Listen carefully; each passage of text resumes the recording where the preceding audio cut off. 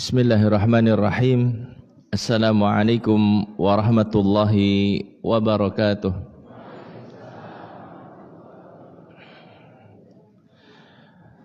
Alhamdulillahi rabbil alamin. Wabihi nasta'inu ala umurid dunya waddin.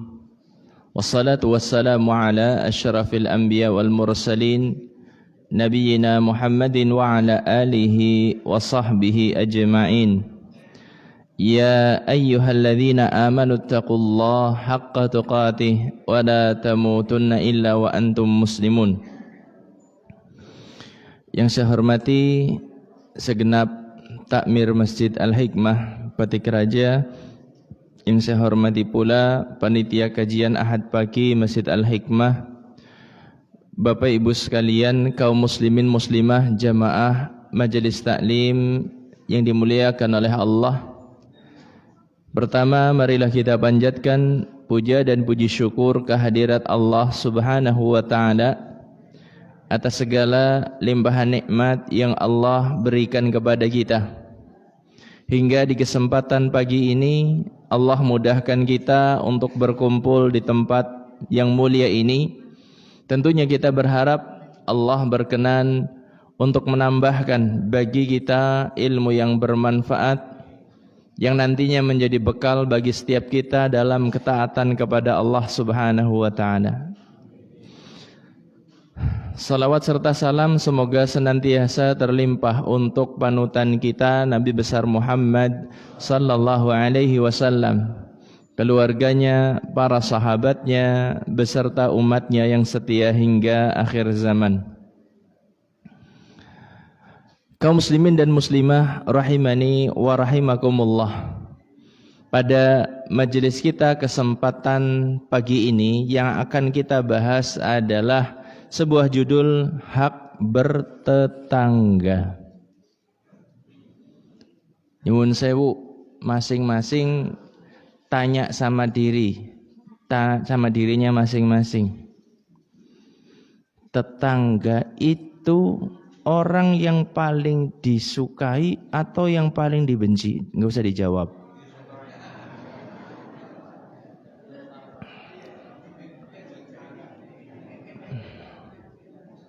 Sebenarnya bukan melihat kayak apa di si tanggane Ustaz, tetapi melihat kepada kita kayak gitu ya. Kalau seandainya panjenengan ketemu dalam diri panjenengan, kok jawabannya tanggaku kecenderung paling yang itu sedunia. Seandainya komentar panjenengan dalam diri panjenengan seperti itu, ini yang perlu dirubah itu bukan tetangganya, tetapi yang perlu dirubah itu siapa? Dan yang perlu dibenahi dari diri kita itu rasa yang ada dalam diri kita. Bukan tetangganya kudu keti guang bayang boleh sing anyar gitu. Ketemu maning sing kaya gue. Karena apa? Berawal dari rasa. Seandainya kita bisa menata rasa dalam diri kita, insya Allah ketemu dengan tetangga apapun jadi baik untuk kita. Bapak Ibu sekalian yang dimuliakan oleh Allah, di antara bukti bahwasanya Islam adalah agama yang membawa rahmat, agama sempurna yang menebarkan kasih sayang, adalah Islam memberikan batasan-batasan terkait dengan tetangga. Kita dengan tetangga kita itu ada aturan mainnya. Agama ini agama yang telah disempurnakan oleh Allah Subhanahu wa taala. Dan mereka para tetangga kita adalah punya hak besar atas kita. Hak yang muncul tersebut karena adanya kedekatan antara kita dengan mereka. Orang semakin dekat dengan kita itu semakin besar haknya atas kita. Dalam kehidupan kita, siapa yang paling besar haknya? Orang tua kita, karena paling dekat dengan kita. Setelah itu siapa? Pasangan kita. Karena mereka setelah orang tua tidak ada yang lebih dekat dari kita, yaitu apa? Kecuali pasangan kita. Kemudian anak kita, kemudian saudara-saudara kita. Kaum muslimin dan muslimah, Bapak Ibu sekalian yang dimuliakan oleh Allah, sehingga kita akan dapati para ulama itu sebagiannya mereka menulis kitab khusus terkait dengan tetangga. Ada yang sebagiannya mengumpulkan hadis-hadis yang terkait dengan tetangga. Ada yang memang langsung membuat sebuah kitab judulnya Hakul Jiwar, hak bertetangga. Kitab Hakul Jiwar ini ditulis oleh Imam Az-Zahabi rahimahullahu ta'ala yang hidup di tahun 700-an. Dan sebelumnya sudah ada ulama-ulama yang mengumpulkan hadis-hadis terkait dengan tetangga. Inilah yang menunjukkan kepada kita tentang apa? Tentang betapa Islam adalah agama yang menebarkan kasih sayang, menebarkan rahmat. Sehingga hubungan sesama manusia benar-benar ditata, diatur di dalam Islam. Terkait dengan hak bertetangga, Allah Subhanahu wa taala berfirman dalam surat An-Nisa ayat yang ke-36. An-Nisa ayat yang ke-36. Allah taala berfirman, "Wa'budullaha wa la tusyriku bihi syai'a." Sembahlah Allah dan janganlah kalian sekutukan Allah dengan sesuatu apapun. Wabil walidaini ihsana, dan berbuat baiklah kepada kedua orang tua. Wabidhil qurba, orang-orang yang punya kekerabatan. Wal yatama, anak-anak yatim. Wal masakin, orang-orang miskin. Wal jari dhil qurba wal jaril junub was sahibi bil jambi wabnis sabil wa ma malakat aymanikum. Di sini disebutkan al-jari dzil qurba, tetangga dekat. Wal jaril junubi, tetangga yang jauh. Was-sahibi bil jamb, kemudian rekan sejawat. Wa binis sabil, orang-orang yang di dalam perjalanan. Wa ma malakat aymanukum, dan juga orang-orang yang menjadi budak bagi kalian. Kelompok orang-orang ini yang disebutkan punya hak semuanya atas kita. Pertama disebutkan yaitu apa? Orang tua. Kita tertuntut untuk berbuat baik kepada kedua orang tua kita. Dan yang paling besar haknya seperti tadi saya sebutkan dalam hidup kita adalah orang tua kita atas kita. Kemudian setelah itu wabidhil qurba, karib kerabat, al yatama. Alhamdulillah kalau panjenengan punya kepedulian kepada anak-anak yatim. Ya tentunya kalau takmir masjid seperti masjid ini sudah aktif pengajiannya, ya insya Allah bisa menjadi kafil bagi anak-anak yatim. Kasnya itu cukuplah untuk nguripi beberapa orang anak yatim. Saya yakin panjenengan sanggup, apalagi kalau ada yang menggerakkan. Apalagi yang menggerakkan itu transparan dalam pengelolaan apa? Kas masjidnya. Insya Allah akan nyengkuyung semuanya. Area dekat Masjid Al-Hikmah, siapa yang punya anak yatim sudah ditanggung pendidikannya oleh Masjid Al-Hikmah. Itu syiar yang luar biasa Bapak Ibu. Itu syiar yang luar biasa. Nanti semuanya akan nyengkuyung. Tinggal bagaimana anak yatim ini diarahkan pendidikannya yang baik.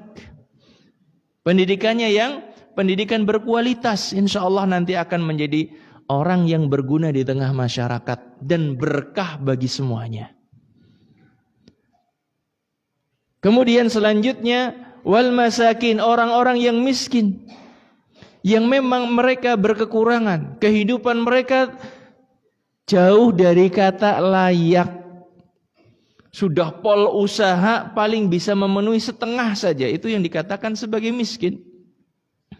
Sudah kerja maksimal, hasilnya cuma bisa memenuhi 50% kurang dari apa? Dari kebutuhannya. Wal jari dzil qurba wal jaril junub, tetangga dekat tetangga jauh. Kemudian wasahibi bil jam, rekan sejawat, wa bani sabil, orang-orang yang kehabisan bekal di perjalanan, dan juga wa ma malakat aimanukum, yaitu para budak. Di sini Allah Subhanahu wa taala menegaskan tentang wajibnya kita berbuat baik kepada tetangga. Berbuat baik yang paling ringan itu tentunya ya orang anak sengit di dalam hati kepada tetangga itu. Kalau memberi, kalau tersenyum, kalau apa lagi gitu ya, itu kan lebih berat. Yang paling ringan itu sebenarnya apa? Kita tidak ada kebencian dalam diri kita kepada tetangga. Wis. Bisa apa tidak? Yang paling ringan kalau belum bisa ini ya. Untuk yang lebih berat, Astaghfirullahaladzim. Hah? Ya tadi yang saya katakan, madai itu bisa dikelola jadi enggak madai gitu. Kalau tetangganya madai gitu ya. Makanya di dalam istilah para ulama itu mengatakan ad-daru qabla ajjar. Ajjaru qabla ad-dar. Tetangga itu dicari dulu sebelum nyari rumah. Maksudnya apa? Para ulama itu menyebutkan seperti itu, ketika mau bikin rumah cari lingkungan yang baik kayak gitu. Banyak di antara kita bikin rumah ternyata tetangganya juwerei gitu. Ya. Kalau seandainya kita nyarinya dulu lingkungan, wah ini Masya Allah, dekat Masjid Al-Hikmah, orangnya Masya Allah, kepenakan kabeh gitu ya, saya mau bikin rumah di sana lah. Misalnya seperti itu. Itu yang dimaksudkan cari tetangga sebelum cari rumah. Walaupun sudah usaha maksimal, tetap aja yang namanya orang ya jadi batu sandungan, jadi ujian bagi kita. Tetangga baik ujian, tetangga tidak baik juga ujian. Kaum muslimin dan muslimah rahimani wa rahimakumullah. Kita akan sebutkan di sini pada majelis ini adalah tentang hadis-hadis yang membicarakan tentang hak bertetangga. Yang pertama, hadis pertama. Nabi sallallahu alaihi wasallam memberikan ancaman kepada tetangga yang jahat, tetangga yang tetangganya tidak merasa aman. Kalau ada seorang yang sampai tetangganya merasa tidak aman dari kejahatannya, dari kejelekannya, ancamannya keras loh. Perhatikan dari hadis Abu Hurairah, Nabi SAW bersabda, tidak masuk surga, aliasnya masuk. Nah, ini bukan perkara sepele yang semacam ini. Kata Nabi, tidak akan masuk surga orang yang tetangganya itu ketakutan. Loh kawis balik kelejan. Terancam merasa seperti itu. Mungkin ada omongan kasar, mungkin ada gangguan dengan tangannya, ataupun yang lainnya. Pokoknya ketika ada tetangganya dia merasa ketakutan. Kata Nabi, la yadkhulul jannah, tidak akan masuk surga.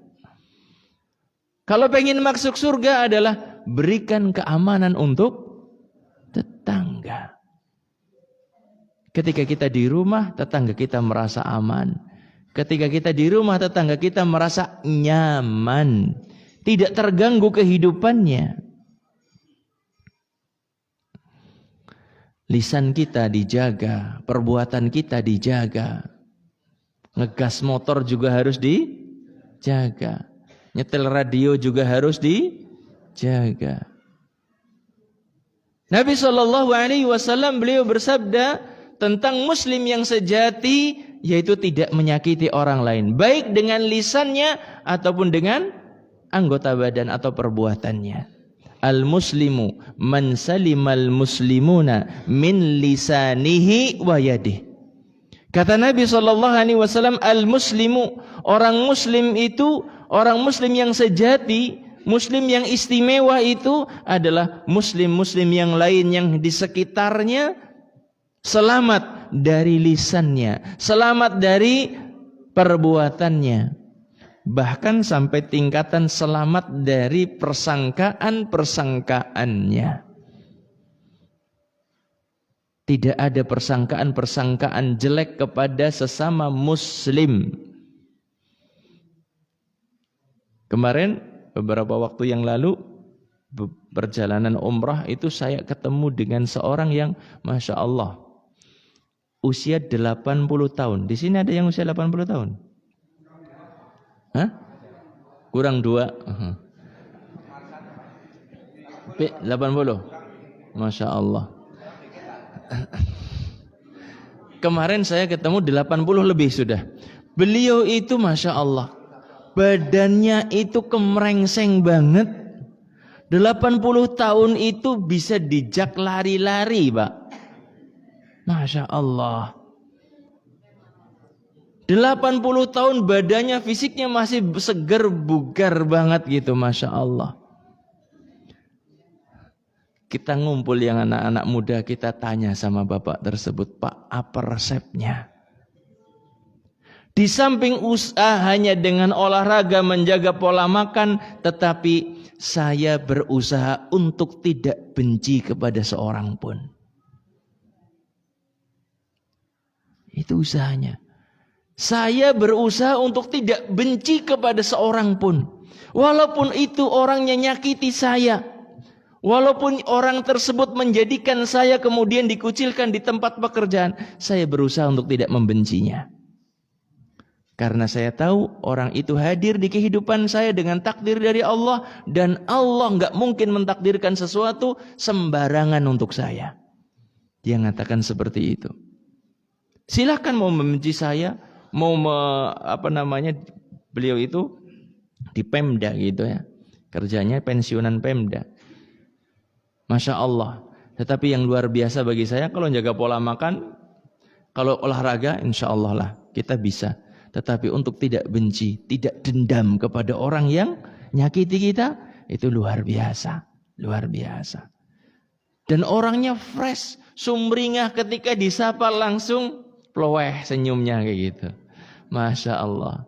Ini istimewa banget ini. Bapak Ibu sekalian, kaum muslimin dan muslimah rahimani wa rahimakumullah.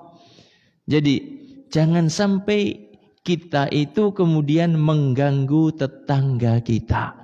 Maksimalkan lisan kita tidak menyakitinya, perbuatan kita tidak menyakitinya. Kalau kita mungkin tidak menyakiti, jangan sampai anak-anak kita. Mungkin anaknya panjenengan senangnya tuku motor sing kenal pote brong gitu ya. Pagi-pagi urung apa wis brang arep mangkat sekolah misalnya. Kalau seandainya memang senangnya yang brong, ya udah jangan digas-gas di rumah lah, di sana di luar kan. Dan kalau seandainya yang brong yang terlalu keras itu kan juga melanggar aturan pemerintah kan? Iya.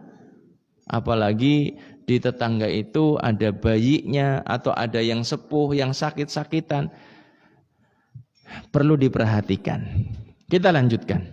Yang kedua, hadis yang kedua, bahwasanya malaikat Jibril senantiasa memerintahkan untuk berbuat baik kepada tetangga, sampai Nabi mengira bahwasanya tetangga itu akan dapat jatah waris.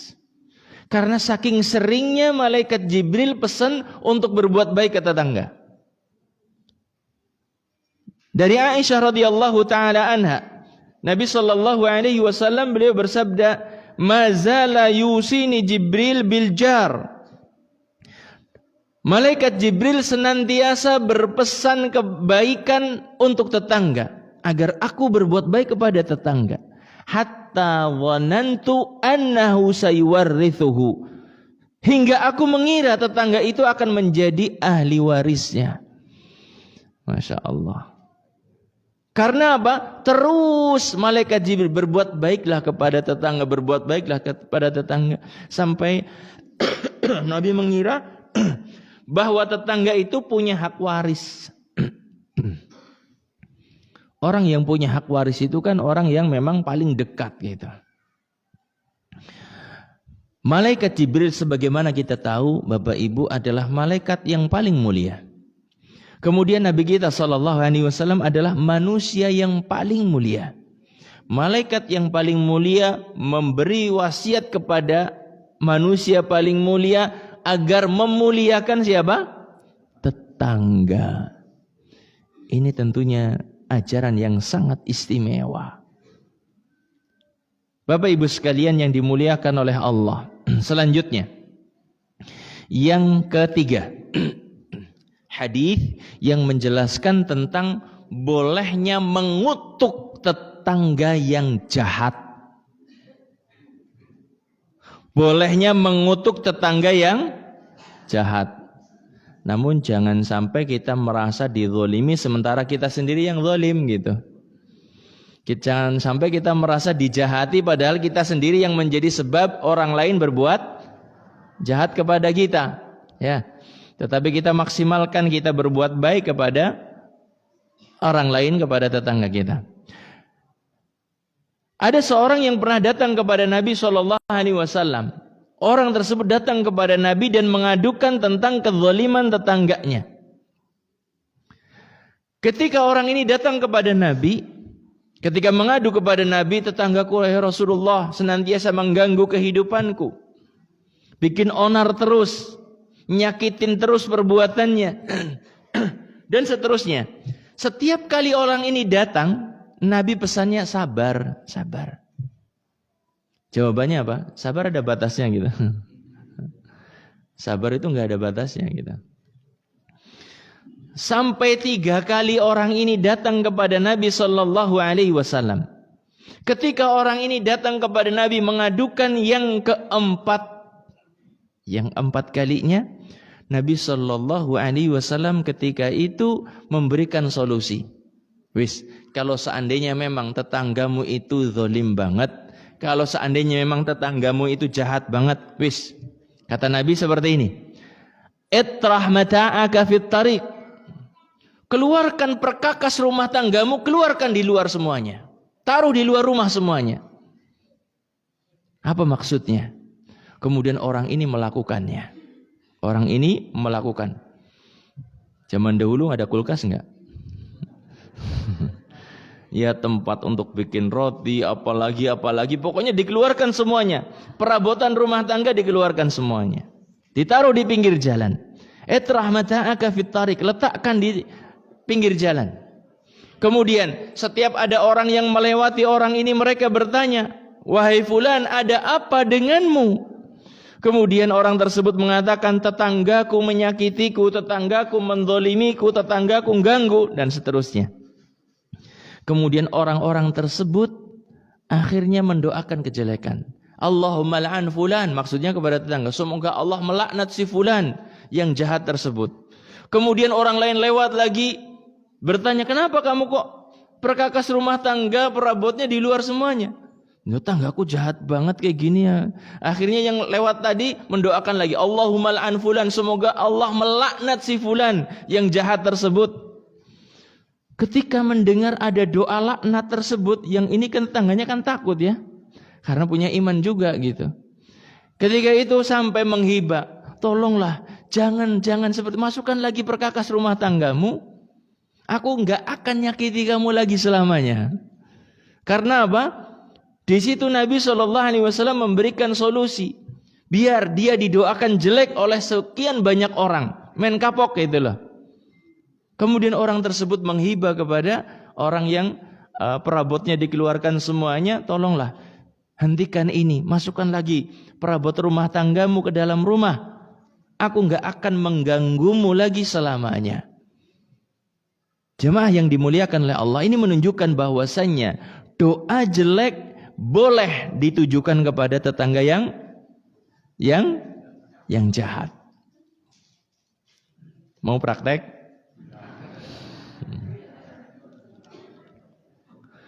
Kasur nang ngarepan. Apa maning rak piring nang ngarepan. Mesin cuci, kulkas. Anak bapak jangan bededek buat tangga. Kayak jenengan tadi ngomong mededek sama tetangga seperti itu. Nah. Kaum muslimin dan muslimah rahimani wa rahimakumullah. Selanjutnya hadis yang keempat, Nabi sallallahu alaihi wasallam menganjurkan kepada kita untuk berbagi dengan tetangga meskipun dengan sesuatu yang simple, sesuatu yang mungkin murah bagi kita. Dari sahabat Abu Dzar radhiyallahu anhu, beliau mengatakan, sesungguhnya Rasulullah sallallahu alaihi wasallam telah berwasiat kepadaku. Jadi sahabat Abu Dzar cerita wasiat Nabi kepada beliau.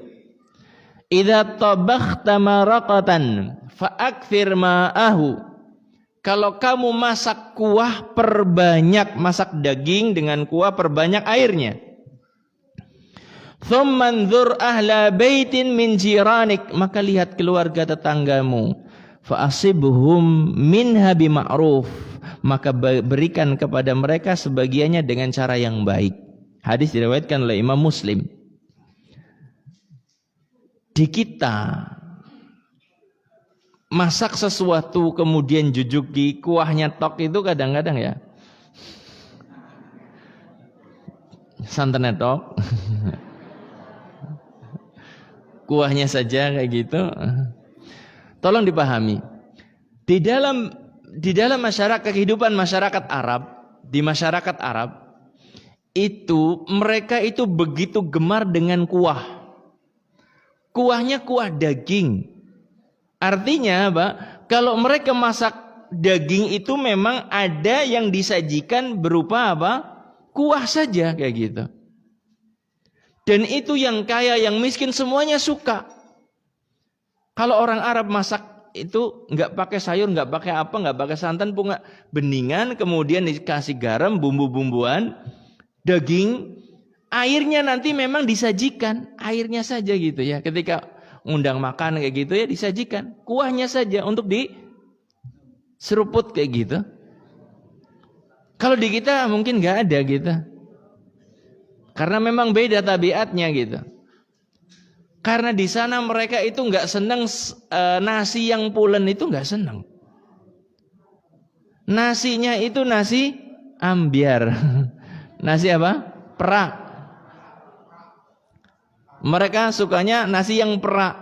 Dan memang tipikal nasinya yang beras basmati yang panjang-panjang itu kan nggak nempel, nggak pulen gitu ya. Mereka nggak suka sekali dengan nasi kayak orang Indonesia, itu nggak suka mereka. Jadi mereka itu ketika makan memang kuahnya diminum, nasinya dimakan pakai daging kayak gitu. Beda dengan kita. Diwarna sisan gitu ya. Dicampurkan sisan kan. Kalau kita kan seperti itu. Kalau orang Arab enggak.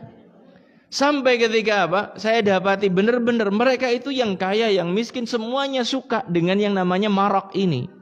Makanya Nabi sallallahu alaihi wasallam memerintahkan kepada sahabat Abu Dzar.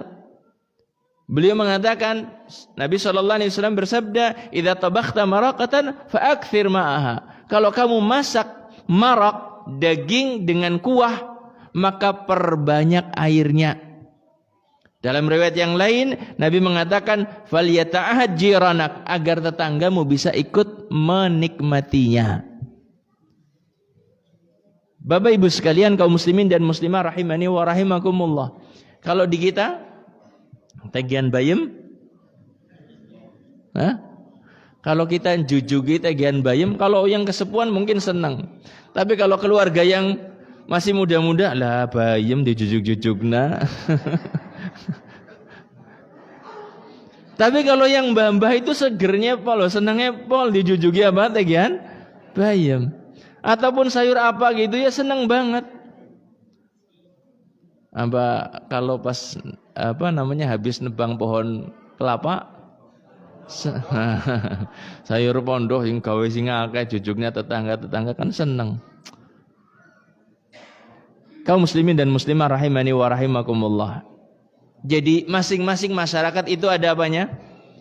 Ada tabiat atau kebiasaan yang biasa dilakukan, ya sesuaikan saja. Tidak harus kita mengunjungi orang cuma kuahnya saja. Kalau orang Arab ya biasa saja gitu. Biasa dikasih marok kayak gitu ya senang banget mereka gitu. Selanjutnya, yang kelima,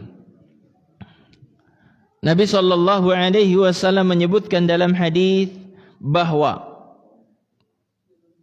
seorang yang tidak mengganggu tetangganya berarti indikasi keimanan itu ada pada orang tersebut.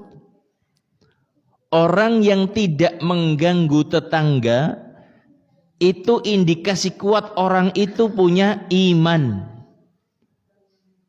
Kalau masih suka ganggu tetangga, mungkin punya iman, ya mungkin, tetapi pasti berkurang. Gak mungkin sempurna.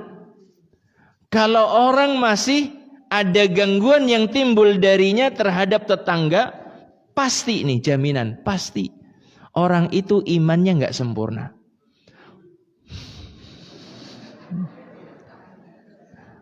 Bukan untuk menghukumi orang lain, Pak Bu.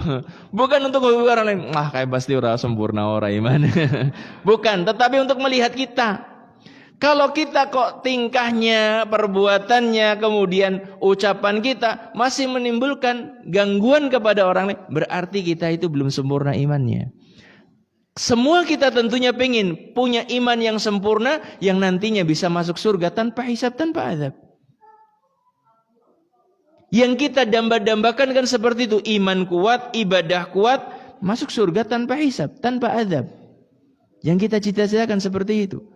Namun kalau seandainya masih ada gangguan kepada tetangga, perhatikan, iman kita pasti nggak sempurna. Nabi SAW beliau bersabda, "Man kana yu'minu billahi wal yawmil akhir fala yu'dhi jarahu." Hadis diriwayatkan oleh Imam Bukhari dan Muslim. Barang siapa beriman kepada Allah dan hari akhir. Orang yang punya iman kepada Allah, punya iman kepada hari akhir, fala yu'dhi jarahu. Janganlah dia menyakiti tetangganya. Janganlah dia menyakiti tetangganya. Masya Allah.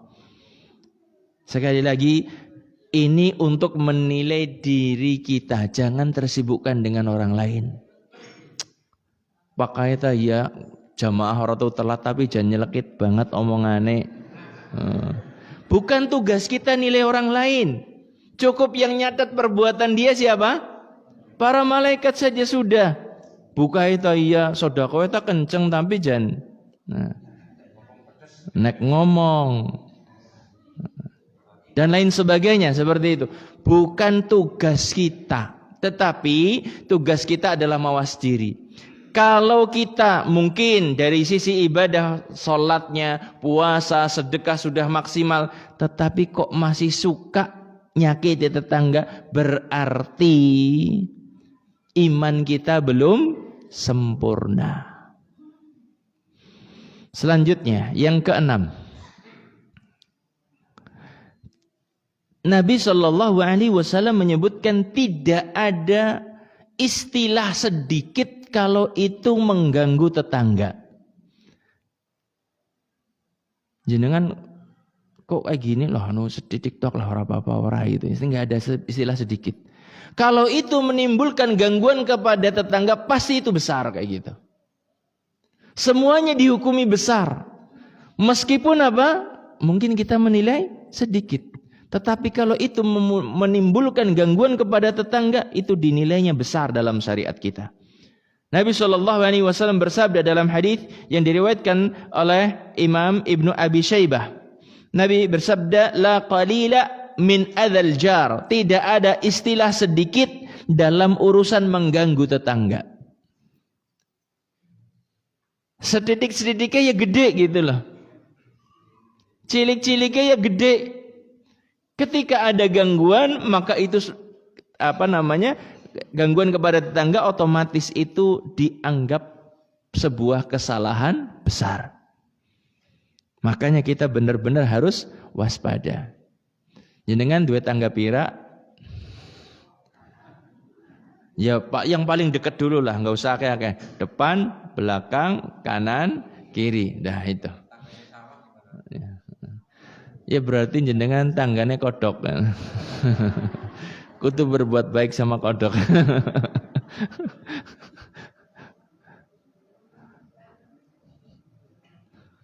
Ya siapa yang paling dekat itu yang paling punya hak besar atas kita kayak gitu. Kalau seandainya kita mungkin tetangga kita ini kebun, sebelah sana kebun, kita di tengah-tengah misalnya seperti itu, maka ya yang paling dekat dengan kita.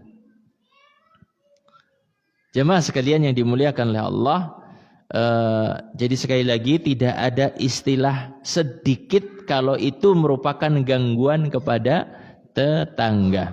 Selanjutnya yang ketujuh. Nabi Shallallahu Alaihi Wasallam menyebutkan bahwa di antara indikasi kebahagiaan seorang adalah memiliki tetangga yang saleh.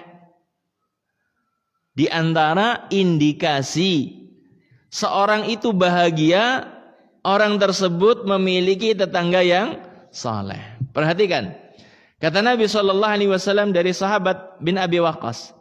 Beliau sallallahu alaihi wasallam bersabda, arba'un minas sa'adah, 4 perkara yang itu merupakan sumber kebahagiaan bagi seorang. Apa saja? Yang pertama, al-mar'atu salihah, istri yang salihah. Bapak-bapak itu wajahnya berbinar-binar ketika istrinya itu apa? Manut. Istrinya itu taat sama Allah, dipanggil sama suami langsung memenuhi panggilannya, nggak ada istilah pak ketanggungan sebentar, nggak ada istilah kayak gitu. Hindari, wahai para muslimah, wahai para ibu, hindari mengatakan pak lagi ketanggungan. Kalau bapak lagi manggil sudah sendiko dawuh, tidak boleh menunda-nunda. Arab kon ngapa ya terserah nanti setelahnya tugasnya apa kayak gitu dari suami. Pokoknya kalau dipanggil suami tidak ada istilah lagi ketanggungan. Nanti kan jerit-jerit. Bapak kayak orang ngerti banget, wong lagi sibuk lah. Tidak. Bapak seneng naik pengajian kayak gini loh.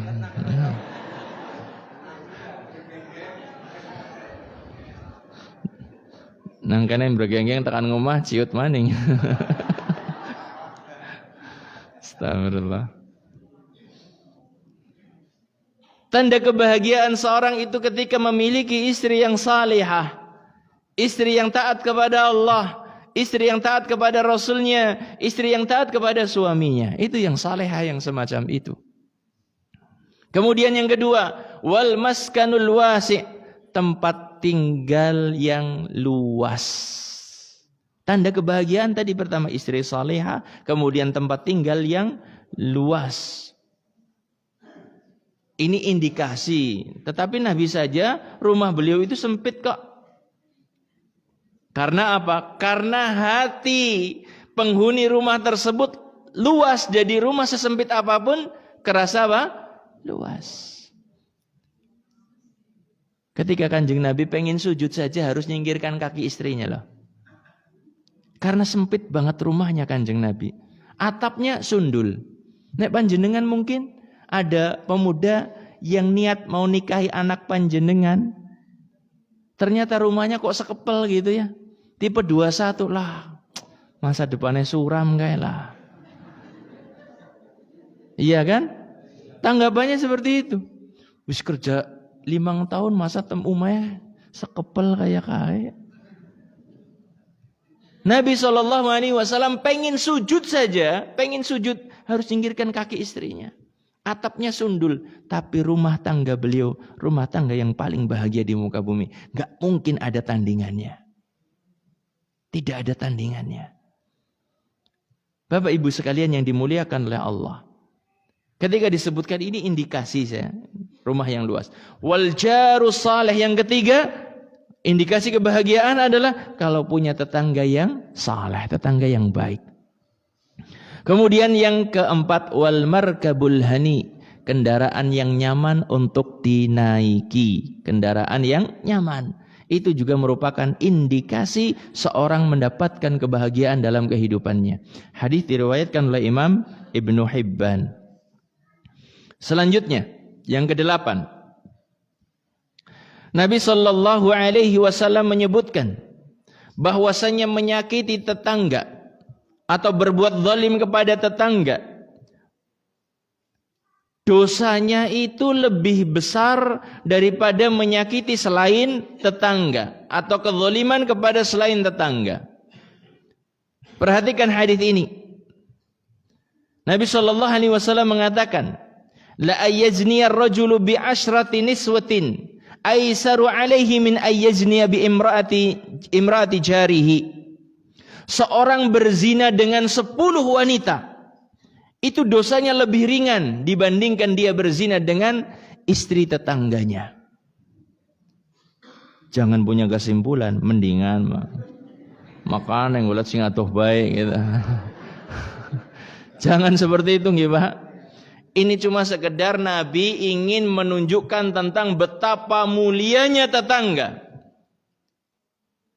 Suami dari tetangga kita itu punya kemuliaan yang tidak bisa diremehkan. Berzina dengan 10 wanita di luaran sana itu jauh lebih ringan daripada menzinai istri tetangga sendiri. Kebayang betapa mulianya syariat Islam ini. Memuliakan tetangga dengan sedemikian rupa. Kemudian Nabi SAW mengatakan, la ayyasriqa ar-rajulu min asrati abyat aisaru alaihi min ayyasriqa min jarihi. Seorang mencuri dari 10 rumah di luaran sana, itu jauh lebih ringan dosanya daripada mencuri dari rumah tetangganya sendiri. Makanya kulit singato gitu. Jangan kayak gitu, Pak, kesimpulannya. Nyolong pelem siji dosanya lebih gede daripada nyolong pelem 5 kilo nang warung kayak gitu. Karena satu itu dari tetangga. Jangan sampai seperti itu. Hadis ini diriwayatkan oleh Imam Ahmad. Ini menunjukkan sekali lagi bahwasanya tetangga kita punya kemuliaan yang tidak boleh dilanggar. Selanjutnya yang ke-9.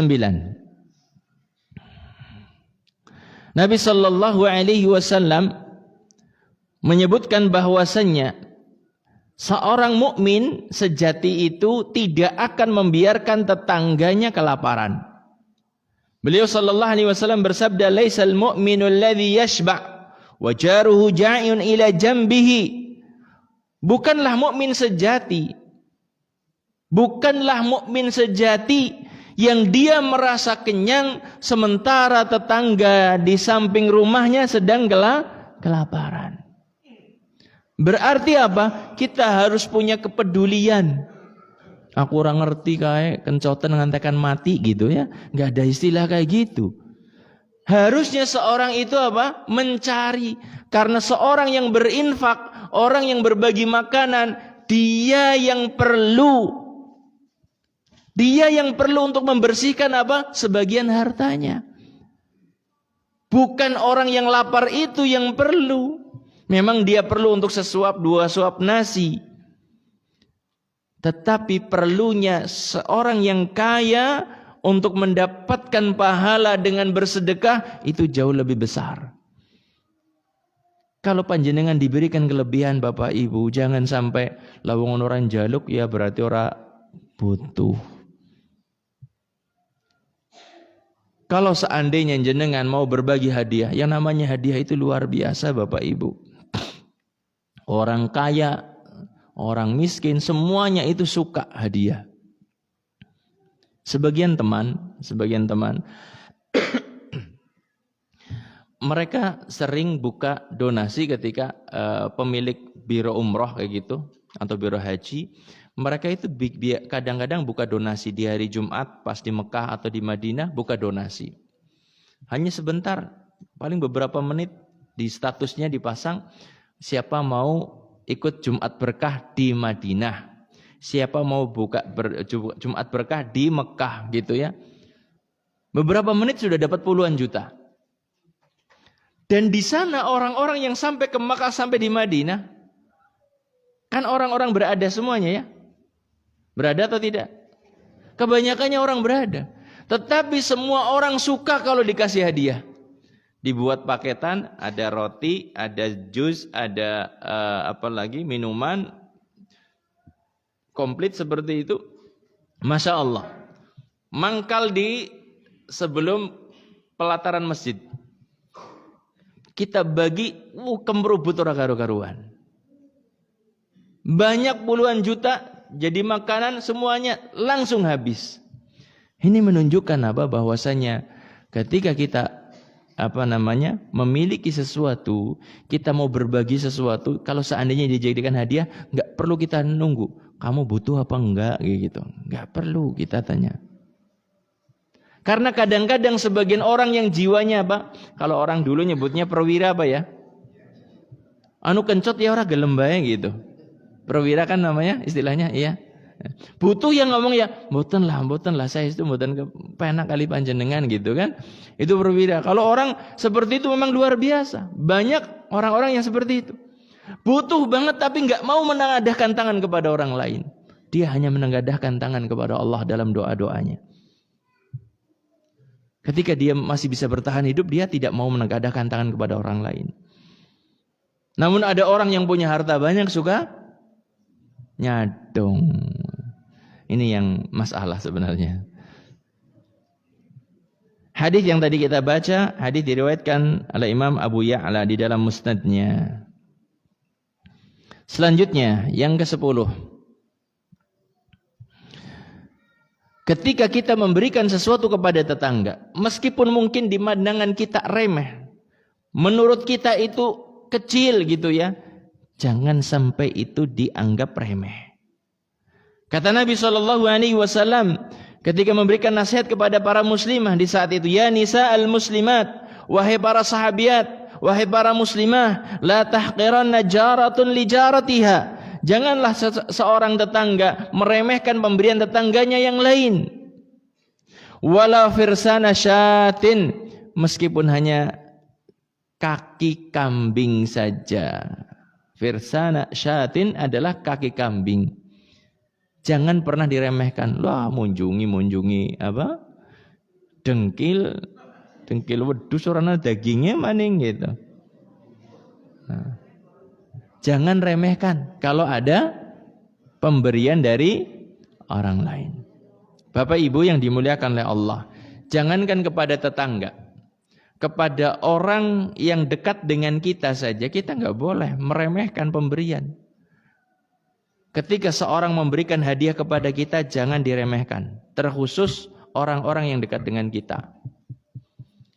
Sering-sering nih bapak-bapak ini, ketika saya ngomong sama bapak-bapak lagi jalan kemana ataupun mungkin belanja untuk oleh-oleh umroh dan lain sebagainya, ada sebagian bapak-bapak yang diam aja gitu, nemenin yang lain. Pak, kenapa nggak belanja sekalian oleh-oleh untuk istri? Nah, arep tuku apa Ustadz lah, kena salah bae nek tuku. Tuku gie diomong larang, tuku gie diomong kayak gie, tuku gie diomong kayak gie. Ini tolong. Kalau ada orang memberikan hadiah, berikan apresiasi yang baik. Ibu-ibu, ketika ditukokna semangka, nang sing lanang, aja diomong. Temenan, bededeg banget rasanya. Ketika sudah kebeli, jangan diomong tuku nang ndi miki Pak semangkane, nang pojokan sing kidul. Ya kana larang banget, astagfirullah. Mededek, Mbak.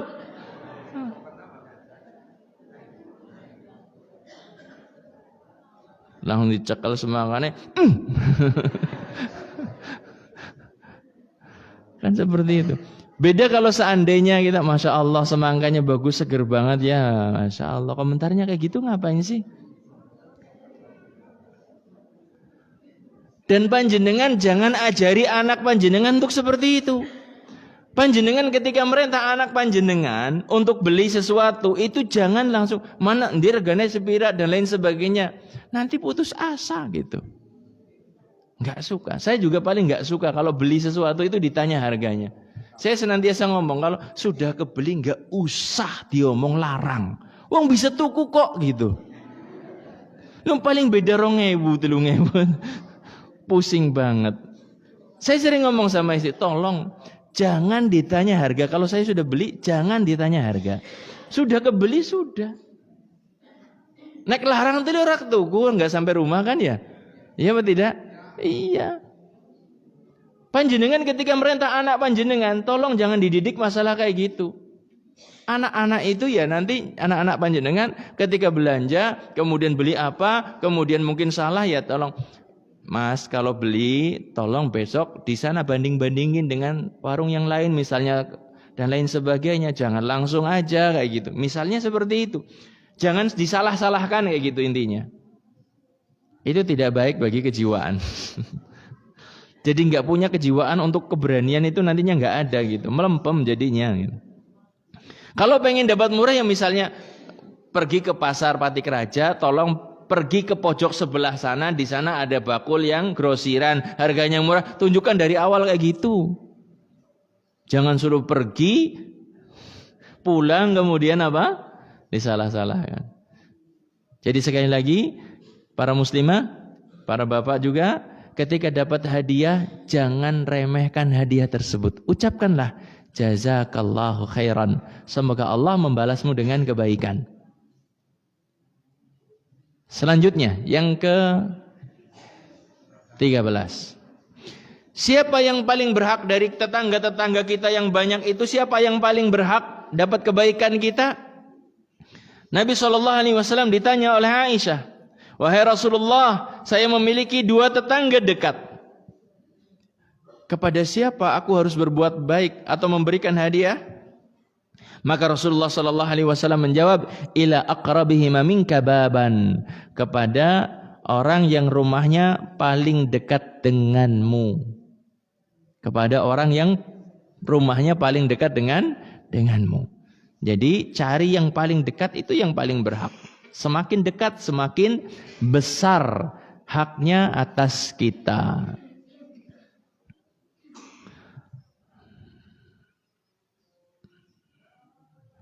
Satu lagi insyaallah hadis dari Nabi SAW terkait dengan tetangga. Bahwasanya yang akan pertama kali ditegakkan pada hari kiamat, permusuhan antara seorang dengan yang lainnya adalah seorang dengan tetangganya. Nabi SAW mengatakan, awwalu khasmaini yaumal qiyamah jarani. Sengketa pertama pada hari kiamat adalah sengketa antar tetangga. Yang akan diselesaikan adalah sengketa antar tetangga. Yang pertama kali akan ditegakkan. Masya Allah. Maka ingat-ingat, kalau ada kezaliman kepada tetangga, kalau ada kesalahan kepada tetangga, segeralah kita meminta maaf. Agar nanti pada hari kiamat, perhitungan kita dengan tetangga kita itu tidak terlalu berat. Ma'asyiral kiram, Bapak Ibu yang dimuliakan oleh Allah, untuk materi saya kira cukup sampai di sini. Mungkin ada pertanyaan dari materi yang saya sampaikan terkait tetangga jenengan, monggo. Kalau ada pertanyaan. Kalau tidak ada enggak apa-apa.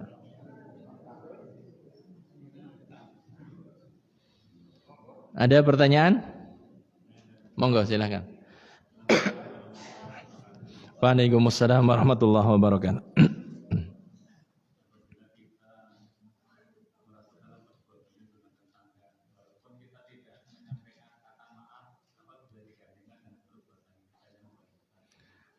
Kita punya salah, tapi kita berat mau mengucapkan minta maaf. Kenapa berat? Gengsi? Haram ngakui salah ya. Memang berat banget ngakui salah. Ya, maksimalkan kita minta maaf terlebih dahulu, walaupun secara global gitu ya. Tidak di titik tersebut. Mungkin kita datang ke sepadanya, ngajak anaknya untuk makan dan lain sebagainya. Kemudian kita ngomong dengan bahasa, mbok ana salah, nyuwun ngapunten. Jaluk ngapurane ya, mbok aku ana salah. Dengan global kita maksudkan semua kesalahan kita gitu. Semoga sana juga paham. Oh iya, mbok ora kepenakan arep ngomong maring aku gitu. Dan minta maaf diiringi dengan apa? Memberikan hadiah itu sangat istimewa. Minta maaf saja itu kadang-kadang cuma lah minta maaf, nggak ada seriusnya minta maafnya. Tapi kalau kita minta maaf diiringi dengan memberi hadiah, insya Allah itu ketulusan kita dalam meminta maaf. Wallahu a'lam bishawab. Nggak ada pertanyaan ibu-ibu? Oh, monggo Pak. Waalaikumsalam warahmatullahi wabarakatuh.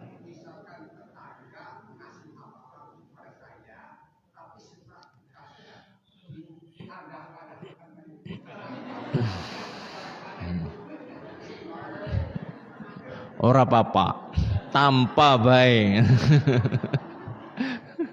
Ora masalah, dikandang-kandang ya men lho enak iki ora masalah. Santai aja Pak, hidup ganjaran bagi jenengan. Kayak pakai dinai panganan kayak gitu kok seneng banget. Dikandang-kandang ora masalah, santai aja. Yang rugi orang tersebut yang seharusnya dia dapat pahala besar karena memberikan hadiah, ternyata sirna karena apa? Pamernya tersebut. Sementara yang diberi, yang dikasih itu ya mungkin agak nggak enak sedikit, tetapi dia nggak berdosa karenanya. Wallahu a'lam bishawab. Masya Allah. Ada lagi? Monggo Pak. Waalaikumsalam warahmatullahi wabarakatuh.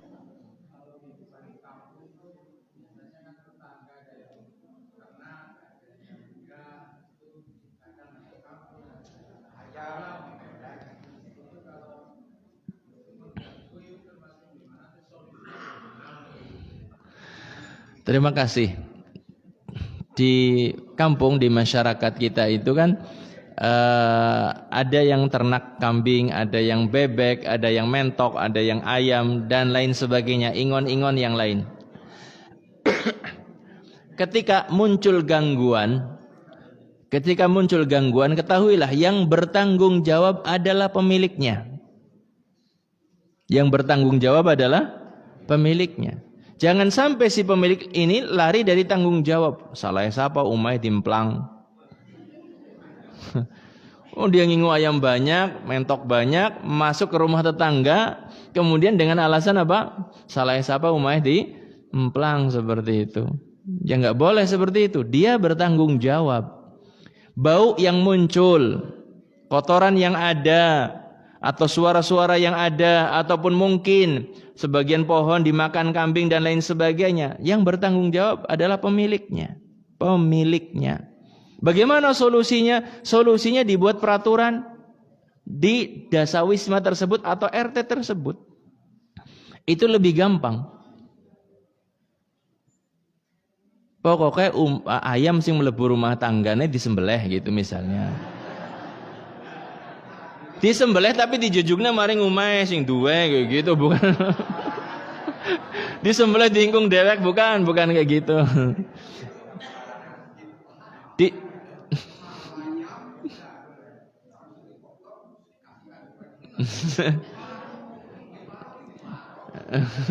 Tapi istilahnya dengan kesepakatan, jangan sekarang diajarin nang ustaz dipraktekna langsung. Harus ada kesepakatan di RT tersebut. Di tempatnya saudara saya di daerah Wonosobo, karena memang pemukimannya padat banget gitu ya. Pemukimannya padat banget. Di daerah dingin kan seperti itu, pemukiman padat. Kalau di daerah kita kan nggak terlalu padat. Yang di sana sudah ada kesepakatan. Pokoknya setiap ayam ada yang masuk ke rumah tetangga disembelih. Dikembalikan kepada siapa yang punya kayak gitu. Bukan langsung nggo mato-mato yo.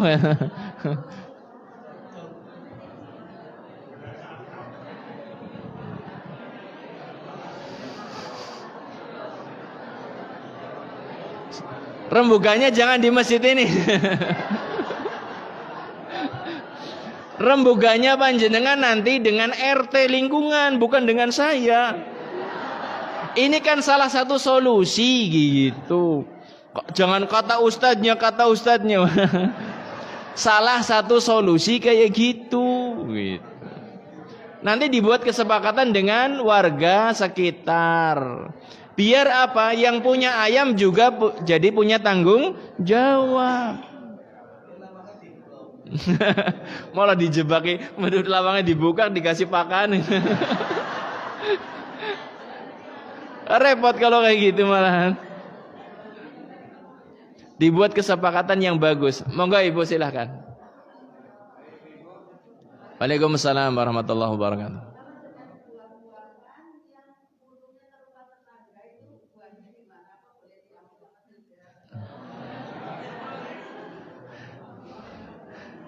Ini jenengan yang punya atau jenengan yang keulungan? Kalau jenengan yang punya, saya sarankan ikhlaskan. Apa-apa yang mulung ke tetangga silahkan ambil. Nah, gitu. Tapi kalau panjenengan yang punya tanah tapi keulungan ngene tanggane aja njikot seurung sebelum diizinkan.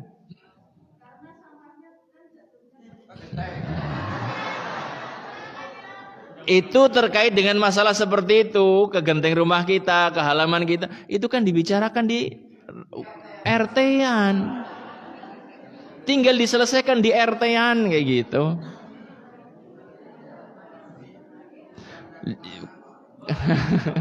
Karena kadang-kadang ya Masya Allah punya pohon mangga besar banget, separuh dan menit tangannya kabeh gitu ya.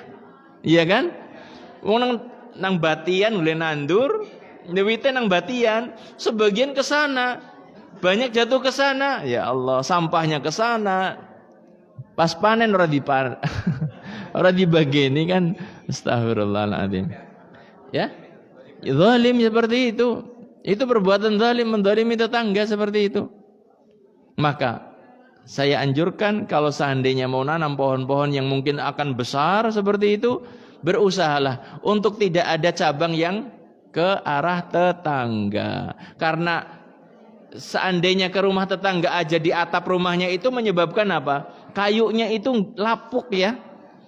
Jadi usuk rengnya itu gampang lapuk ketika di atasnya itu ada pohon. Diteni aja. Karena apa? Adem gitu ya Pak ya. Beda dengan rumah yang kena cahaya matahari full gitu ya, insya Allah lebih awet. Allahu a'lam bishawab. Semoga Allah Subhanahu wa taala memberikan solusi yang terbaik dan enggak usah segan-segan. Forum RT itu untuk rembugan. Forum Dasawisma itu untuk apa? Rembugan, solusi yang terbaik.